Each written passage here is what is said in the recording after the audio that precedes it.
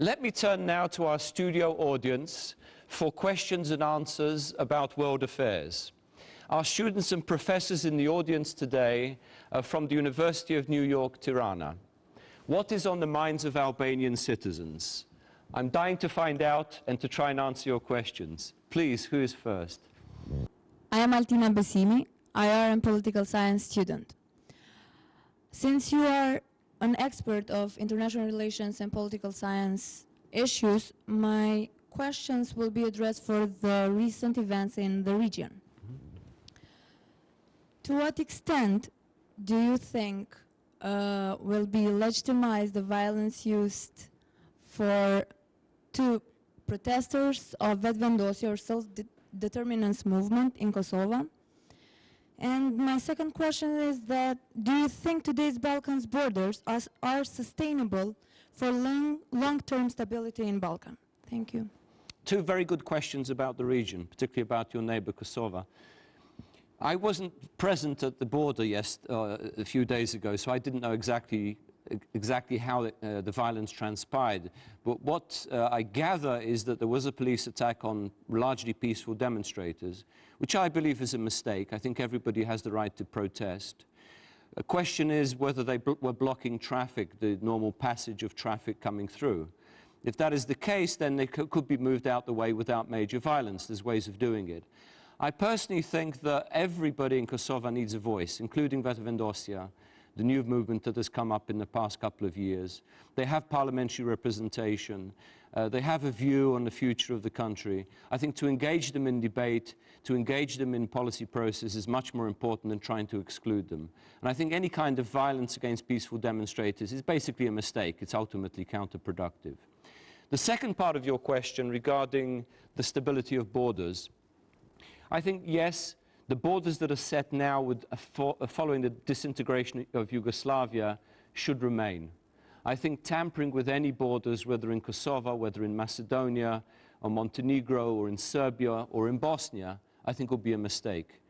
I think it will open up what is called often a Pandora's box. I prefer to call it a can of worms. In other words, all sorts of demands will come to the forefront about splitting up countries. Even Albania could be faced with some kind of demand for separation of southern Albania. And it will increase conflicts, bilateral conflicts between capitals. It would prevent all these countries moving forward towards the European Union. It would certainly inhibit investment. If you have an unclear, uncertain situation here in the Balkans, you won't have foreign investors coming in. And ultimately, development of these countries is dependent on private investment. Who's next? Mr. Bugajski, you already mentioned in your editorial, but my question is a little bit broader.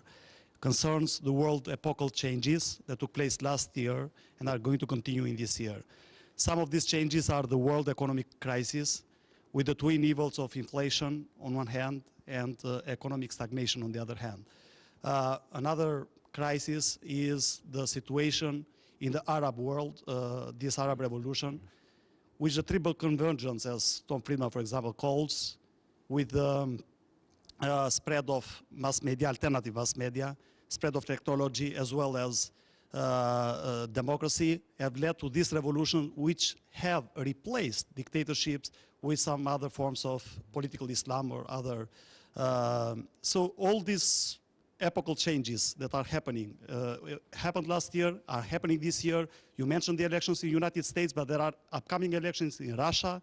There are upcoming elections in France and in some major countries, which will probably change the tide. And we see an upsurge of nationalism, especially in the context of nationalist parties, far-right parties, xenophobic parties, anti-immigrant parties, anti-Semitic parties in the context of European continent at least, but even broader. So what will be the challenges? The challenges of American foreign policy, as well as challenges of some of the major countries, Western European countries, China, Russia. Do you see big changes? You mentioned this no polar world that we're heading to, but this looks like very unsafe bet. So is your view pessimistic, optimistic, or what is going to happen? Iranian situation. It's a huge question, but I'll try and come to terms with some of it. Ultimately, I'm an optimist, but it doesn't mean that some very bad things won't happen in the interim. For example, for this region, I am an optimist in the long term, but I still think there'll be short-term problems. The global sense, the global spheres that you mentioned, the global arena, is much more difficult to predict. Arab world, for example, that you mentioned, there's great hope that we had in the so-called Arab Spring. Well, I think it's very different to the revolutions we had in Europe 20 years ago. They're more diverse, the countries are very different, there's no tradition of democracy, there is no direction for these countries in terms of NATO, European Union. There is, as you said, a militant Islamist element in several of these countries. And other countries, quite frankly, face potential separatist wars. Whether it's Libya, whether it's Syria. So it's a mixed bag. I could not predict for you the success of the entire region. And if you extrapolate from that to the entire world, you're right, there are many, many. You didn't mention Iran, you didn't mention the rise of China, North Korea, with the new succession, what's going to happen there in East Asia. There are many challenges that the United States has to face. I think two things need to happen. I think one, the US really needs to get its domestic house in order, because without economic strength, America cannot be strong internationally, cannot be strong in security. Secondly, I think America really, and I think this is happening, but they need to work, our administration needs to work much more closely with regional powers. In other words, America cannot do it alone, and it cannot form simple coalitions where America leads and everybody follows. There has to be more partnership with regional centers, with countries such as China and India, and in some cases even Russia, South Africa, Brazil, and so forth. So those twin tracks will need to be followed. It's not going to be easy. It's going to, as I said, it's going to be a very rocky road for the next few years. Next, please. Agim Kukeli from University of New York, Tirana. My question would be a little bit on economics. We know that the United States, to some extent, leads the entire world, and we believe that if crisis in the United States is somehow United States is over with it, then that would ease the tension, the economic tension and crisis in Europe and elsewhere.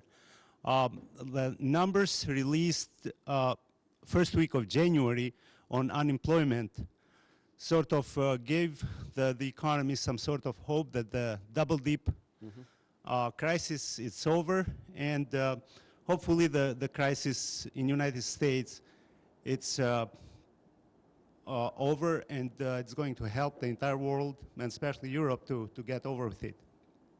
My question was, how much would you personally credit the Obama's policy? Was it due to Obama's policy, or you believe to some natural recovery of the American economy? Thank you. It's a very complex question. I'm sure economists will be debating this for many years, if not decades. President Obama inherited a very tough economic situation. There's no doubt about that. With the banking crisis, the fiscal catastrophe that was faced by America, many American businesses. And the choice was whether to ride this out or to inject money, to try and rescue as much of the financial sector and some of the major industries in the United States. I cannot tell you whether that's the right decision because we didn't take a different decision. There's no point of comparison. But to answer your question maybe a little bit more indirectly, the American economy, of course, is the most important in the world because it's so interconnected with every other economy. An American economy that gathers strength, that recovers, obviously generates positive economic factors throughout the world. However, America is also dependent on other economic centers. And I can give you a scenario, for example, where a major crisis in Europe, economic crisis, even not as far as the collapse of the euro, but let's say a major credit crunch, a huge recession in Europe in the coming 2-3 years, which some European leaders are warning about, that will have an impact on the United States. Remember, this is the major trading partner of the United States. The business interconnections are vast, they're immense.